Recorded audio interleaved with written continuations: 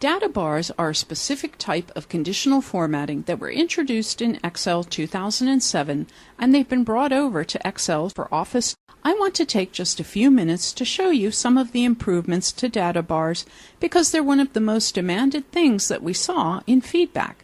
There were some things that people just didn't like about data bars.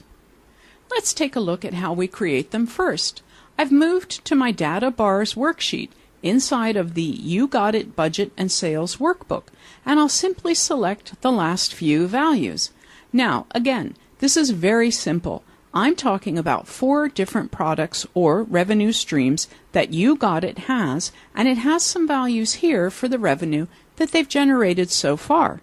Once again, we go to conditional formatting and simply go to data bars, and you could pick any color you like.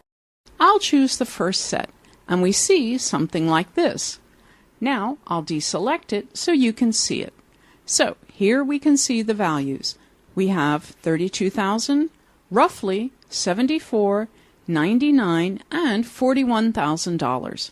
And we see that $32,000 and $41,000 are shorter than the 74 and the 99. The issue that we had in 2007 was that these data bars were not proportional. In other words, 74,000 is about 25,000 less than 99,000, or about 3/4 as much. 32,000 is about 1/3 of 99,000. In our worksheet, they appear the way they should, with those proportions, but in 2007, they may or may not have appeared as 1/3 of the largest or 3/4 of the largest value. This was deceiving since people assumed these bars were like a small bar chart and should be proportional. Now they are, so they're more accurate. The other thing that was changed is the ability to format these. Some people didn't like that they only had the gradient fill. They said that when you get to the end over here, it gets hard to see where it actually ends because it tapers off into white or to some other color. So in for Office, we have some additional abilities. I'll go back to conditional formatting, come down to Manage Rules, and I'll select my rule and edit it. When I do this, this is where we see the new features. Gradient fill is the default, but now I can also do a solid fill. Now, I like gradient fills. To me, it looks more polished and professional. However, it is true that it's harder to see where a bar ends when it uses a gradient. So now you can choose a solid instead. If you want to work with the gradient fill, another option might be to add a solid border. We can do a solid border, or we can do no border for these. So you have some combinations. I'll configure it a little differently by doing no border with a solid fill.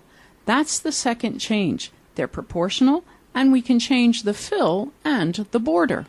The third change that's really important is the ability to see negative values.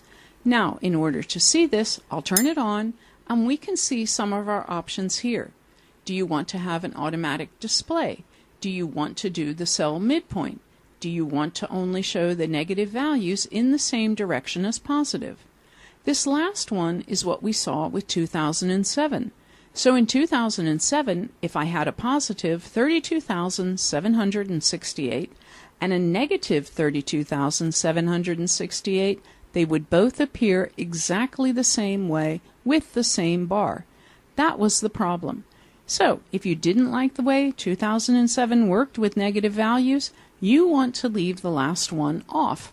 I'll leave it as automatic. Now I'll change the access color just to show you that this is one of our new options.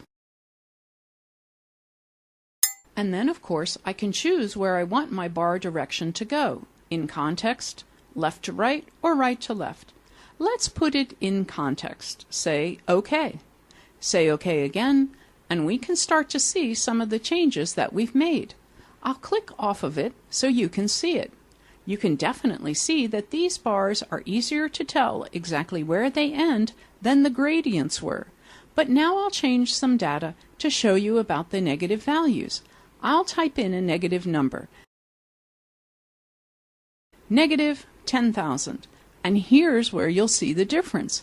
In 2007, this value of 10,000 would have looked just like it was a positive 10,000, but now we can set it up so that we can visually tell the difference between positive and negative numbers.